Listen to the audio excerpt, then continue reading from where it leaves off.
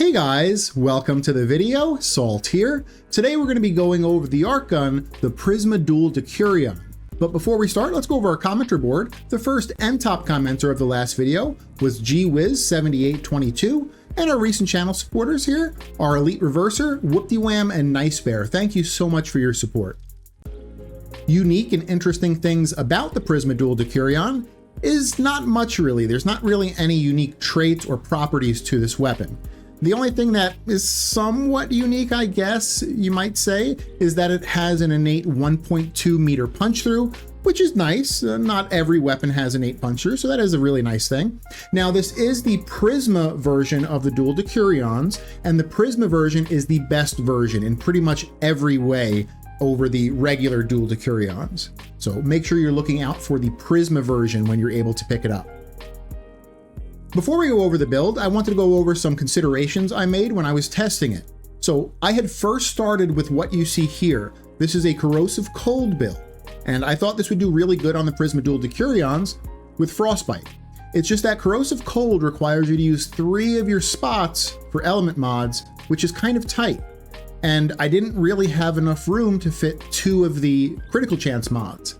And that made me think, well, I guess I could use secondary Enervate, and that would basically take the place of using the 2 critical chance mods.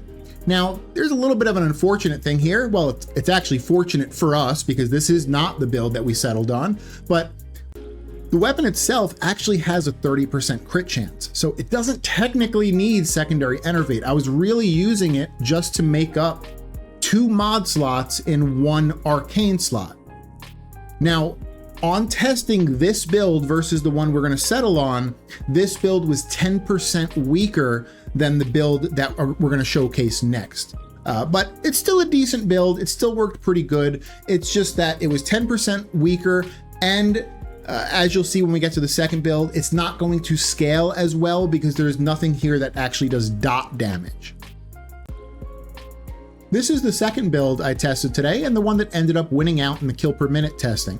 You notice it's a viral heat build. So again, that uses 3 element mods. And so again, just like the first build, I was kind of tight on mod space because of that. And so I had a similar thought as I did in the first build. I said, well, maybe I can condense 2 of the mods into 1 arcane. And so in this case, I did it with the flat damage mods. If you remember, config A had 2 flat damage mods here. Well, we got rid of both of those and we're using Cascadia Flare, which is going to give us 480% flat damage. And that leaves us with the primary arcane slot to just kind of mess around with, and we can go with a primary crux arcane, which combos beautifully with a heat setup.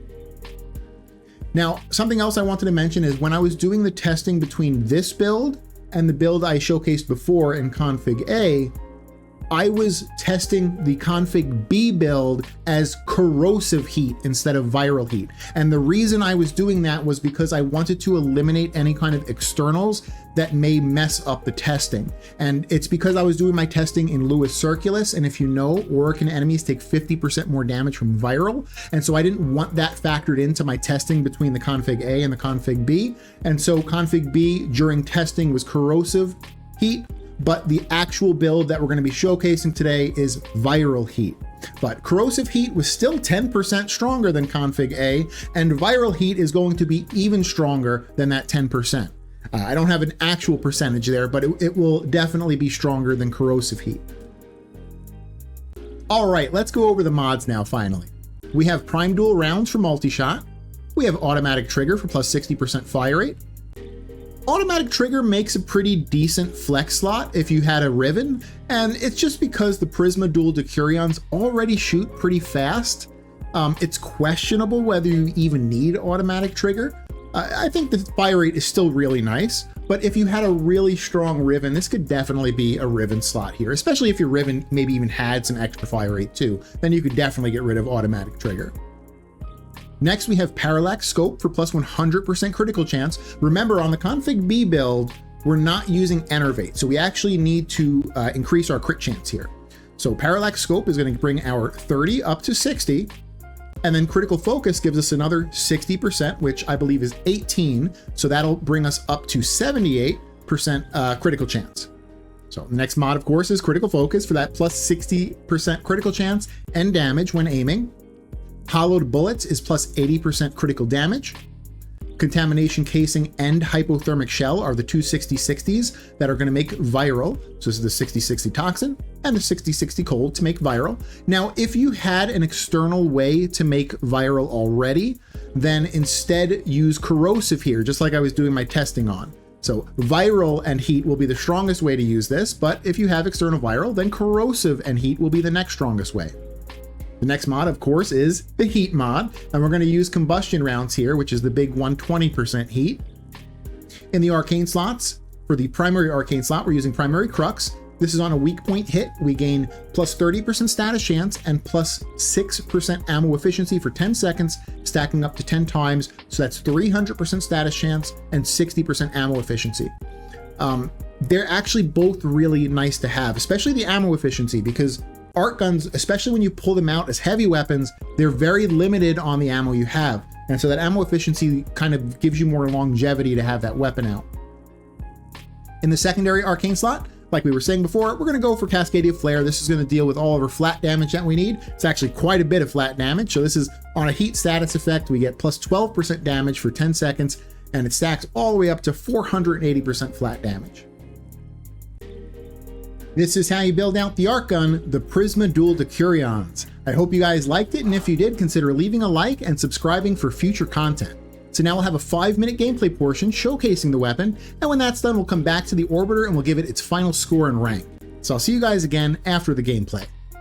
Alrighty, we're about to start this 5-minute gameplay portion up here. We're going to showcase the Prisma Dual Decurions.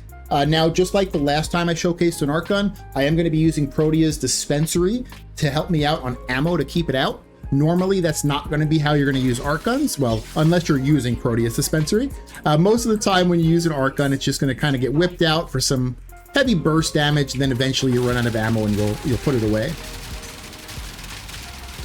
But for the sake of this gameplay portion, I'm going to just use the Dispensary so you can see how the Decurions work. Now we are using that second build, which is the build we settled on.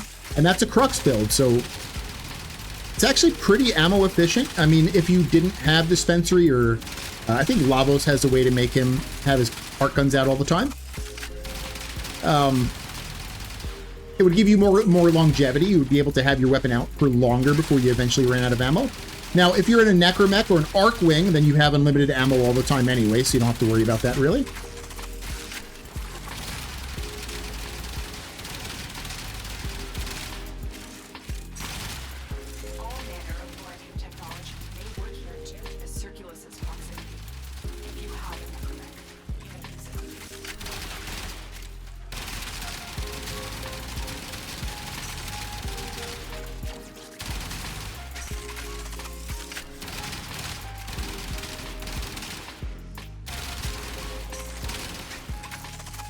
Me and Pepper were a little bit sick last week. We just had some, flu-like symptoms. Nothing big, just like a little bit of the flu.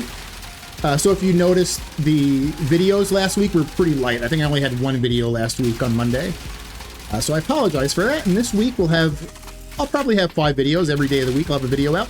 I'm gonna try to do the Arc guns. I don't know that every day will be an Arc gun, but I'm gonna try to do.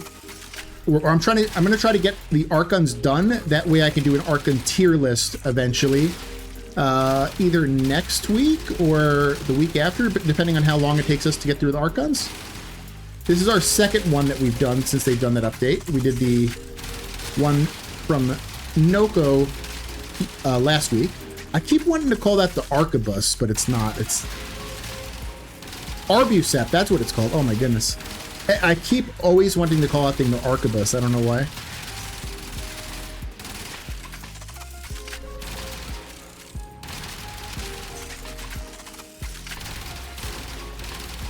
I'm not going to use Protea's Dispensary and just see how long I can keep this thing out. If I get really low, I'll let you guys know that I might have to use a Dispensary, but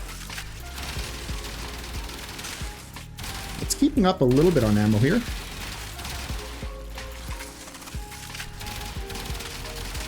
I've already used Dispensary about twice though, so this is not a complete no Dispensary run.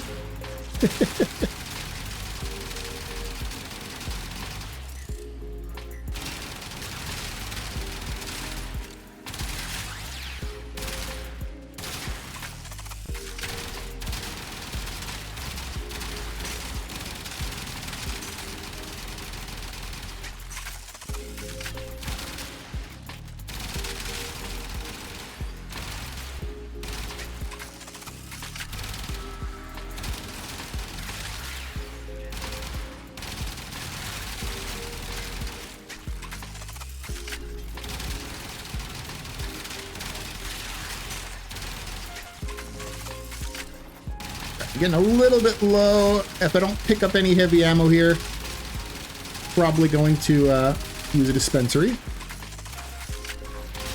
Yeah, I'm gonna go ahead and cast a dispensary here.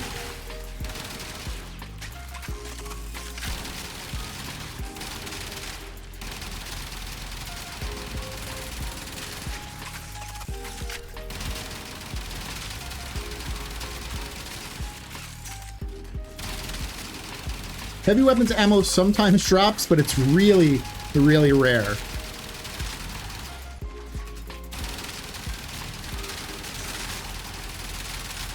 So sometimes I'll get lucky and be like, oh, I don't even need a dispensary.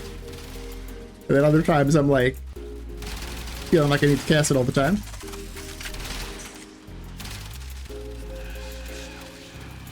We got the Acolyte here. This is pretty good. Like right there, I picked up a bunch of heavy weapons ammo. I don't know what the hell that was from.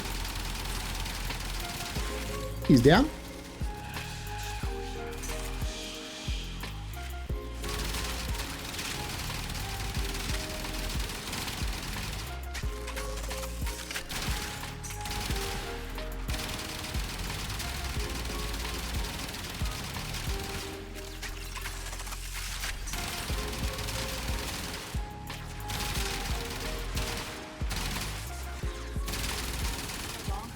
All right, that's 5 minutes. Let's go ahead and get these thoraxes down.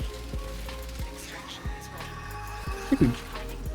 Oh, the other one's not on yet. I think he went into his little ghost form. All right, that's 5 minutes. Check here. We are at 496 kills. Let's go ahead and head back to the Orbiter now. Welcome back to the Orbiter, guys. So let's go over how the Prisma Duel Decurion did in its 3 10-minute runs on Steel Path Lewis Circulus. It got 1,029, 1,031, and 1,010 kills, easily putting it in the S tier for kill per minute potential. And for anyone that's just interested or wondering how that first build that we were testing up against our finalized build did, the one that was Corrosive Cold, that one was 929, 1,003, and 904. So if you compare those two numbers, that's about 8 to 10% weaker in kill per minute than our finalized build was. That's why we ended up going for the viral heat setup there. When it comes to single target damage for this weapon, it's pretty good. I'm really in between giving it like B+ or A-. I don't think it deserves like middle or high A. It just feels like a really powerful assault rifle. It does much more damage than your basic assault rifle does. Like, you know, just comparing it to like the Billy Basic average Kuva Carrick, it's way better than that. And we would say the Kuva Carrick is B tier. So I don't want to give it B tier because of that. Like, it's way better than the Kuva Carrick. So I think we'll give it A tier for single target potential, but it's just not very high in the A tier. It just feels like a really, really powerful assault rifle. And finally, when it comes to ease of use, it's a pretty easy weapon to use. Now you do have crux on it, so you still want to get weak point hits. You have that one mod that makes you aim in, so you still want to aim kind of carefully, make sure you're stacking crux. It's not like a lot of secondary or primary weapons where you have to stack scope, or you have deadhead where you need like frequent headshot kills for it to maintain stacks. So you still want to be aimed in, but you don't need to be super, super anal about your shots. So I think we'll give it right in the middle for ease of use at B tier. So that's my take on the weapon. Tell me what you guys think. Again, thank you so much for watching, and I hope you guys have an amazing day. All right, bye.